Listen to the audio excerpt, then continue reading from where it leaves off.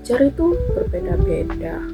Sejak kita lahir, kita belajar. Namun, belajar bukan sekedar hanya memahami dan menghafal saja. Belajar adalah sebuah perjalanan tentang bagaimana kita menjadi manusia seutuhnya. Nah, di sini ada 4 teori belajar. Yang pertama yaitu ada behavioristik. Behavioristik ini bilang bahwa belajar karena dibiasakan.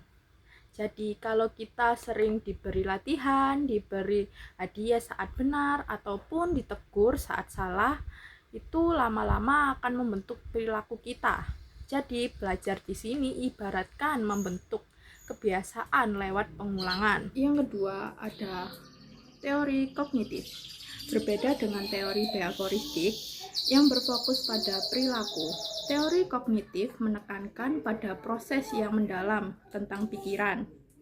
Kita belajar ketika kita memahami, bukan hanya menghafal. Otak kita bekerja mengatur informasi, memilah dan menghubungkan, lalu menyimpan. Jadi, di teori kognitif adalah belajar sama dengan proses mental, menyimpan dan mengolah informasi. Contohnya membuat mind mapping dan sebuah ringkasan. Yang ketiga ada konstruktivisme.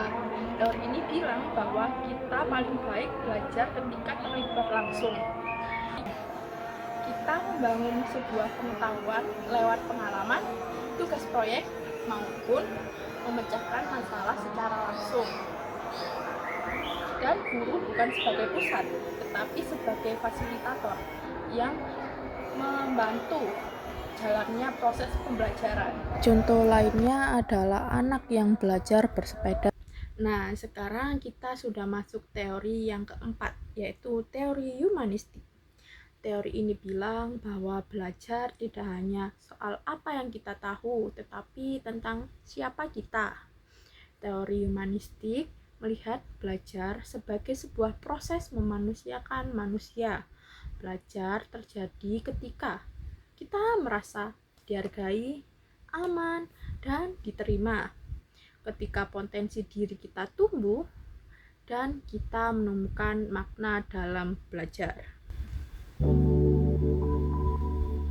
Kita belajar dibentuk oleh lingkungan, diperkaya oleh pikiran, dibangun melalui pengalaman, dan dimaknai oleh diri kita sendiri. Itulah perjalanan belajar manusia.